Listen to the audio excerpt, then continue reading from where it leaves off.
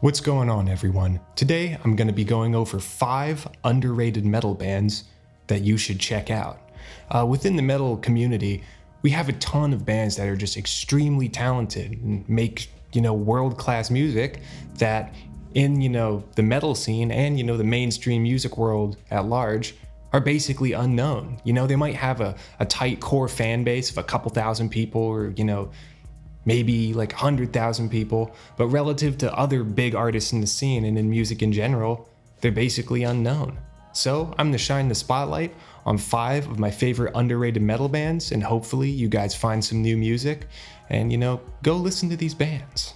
Yeah. All right, so let's get it started with number 5, VOLA.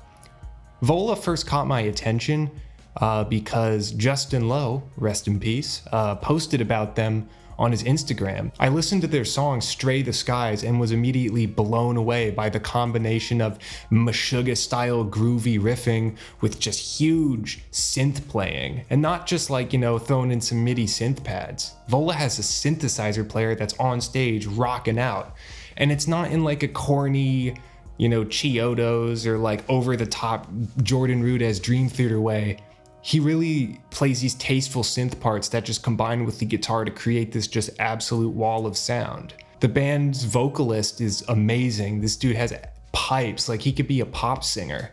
And he just has a really strong and unique voice, It never sounds like whiny or overly macho. Blah, blah, blah, blah, blah. In addition to having a good vocalist, the compositions are just off the charts. The songs have these anthemic choruses that just, come screaming in. And every time, I hear them, even to this day, I've been listening to them for years, they still just hit super, super hard. VOLA has been getting some buzz. I think they played a Euroblast, and I know they toured with Monuments, who, a bigger band in the scene, but I think that they could have real mainstream appeal. Like they have some of their softer, proggy Pink Floyd type songs, like Emily or Ruby Pool, that I think could be on the radio. Truly a progressive metal band in every sense of the word, not just, fast riffs and wanky, weird time signature parts, really interesting and fluid compositions that feel natural while also being, challenging and interesting. If I had to recommend one album by VOLA to check out, it would be In Mazes. Got it on the wall right there. Shout out to VOLA. The album is a great combination of weird, heavy-hitting prog riffs with these just angelic, stadium arena rock choruses and, quieter moments where the synth player kind of takes over. And they have these like quiet, almost like indie-styled songs. So yeah, VOLA. Amazing band, check them out. Next up, it's Exotic Animal Petting Zoo. Exotic Animal Petting Zoo is a really weird band. They were on Media Scare Records and put out their big album and then kind of dissolved shortly afterwards. I don't know if there's, interpersonal issues in the band or if Media Scare screwed them over, because I've heard, not so great things about Media Scare Records, but they're an interesting band, man. Like the guitar player looks like he's like from like a 70s band or something. He, wears like a vest and plays a Fender Jaguar. These guys, they're not like a traditional metal band in a sense. They're more like a shoegaze band, but mixed with like hardcore and really, really like psychedelic, progressive post-hardcore vibes. I don't know, it's really weird. They have an interesting stage presence. Like none of them look like they should be in a metal band, but they deliver this weird combination of, driving southern post-hardcore riffs that go into these huge shoegazy, reverb pedal-laced fucking cacophonous sections. And all of this, noisy off-the-wall guitar playing is anchored by rock-solid drumming and really on-point vocals. If you're a fan of like Dillinger Escape Plan or bands like Botch, or even if you're a fan of like shoegaze type music, like on the heavier side, I don't know, like Duster, some shoegaze band, you should give these guys a listen. And if there's one album you gotta check out, it is Tree of Tongues. This album is an absolute trip. It's one of those albums that I listen to every year and I still just get goosebumps, I listen to it when I'm driving at night and, this album just takes you on a really wild journey. Driving riffs into just explosions in the sky style fucking post-rock, weird, groove sections. I don't know. check out the damn album. Tree of Tongues, Exotic Animal Petting Zoo. Do it. Number 3, it's Darke Complex. Darke Complex were a new metalcore band from Texas that dropped an album called Widow that is this insane blend of hip hop, new metal, and beatdown, and then even like weird like R&B, sad boy R&B stuff. This band, they put out another album, and apparently their label was kind of pushing them to like go in the new metal direction, but they wanted to do more kind of R&B experimental soft stuff. So they put out an album after Widow. Hint, hint, that's the one I'm gonna recommend you listen to. They put out their last album and then disbanded. However, I think this band was so ahead of the curve in terms of some of the trends you see in heavy music.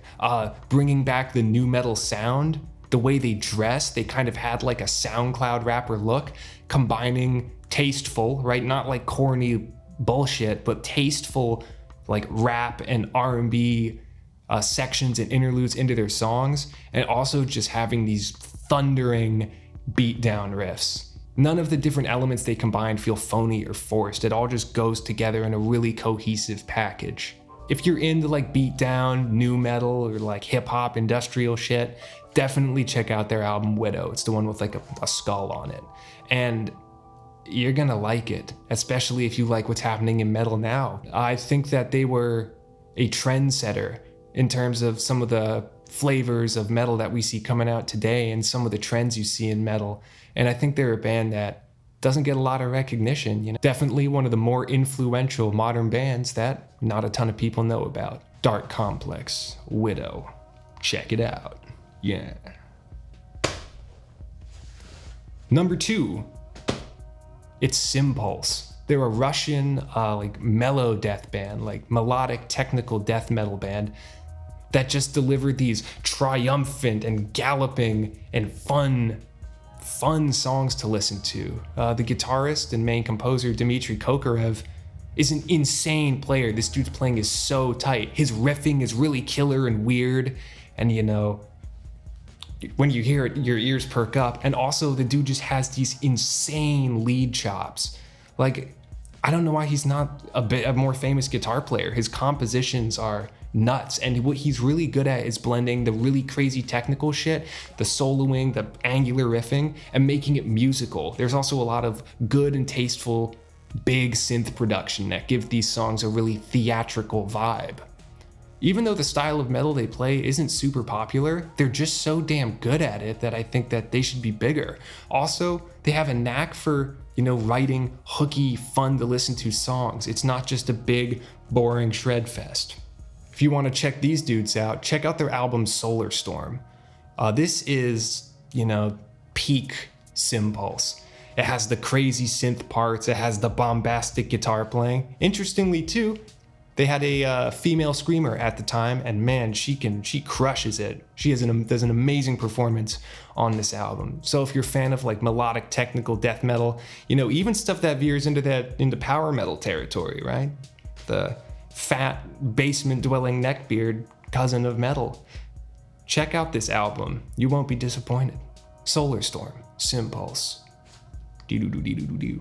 And number 1, my number 1 most underrated metal band, Hypnose, Hypno 5E.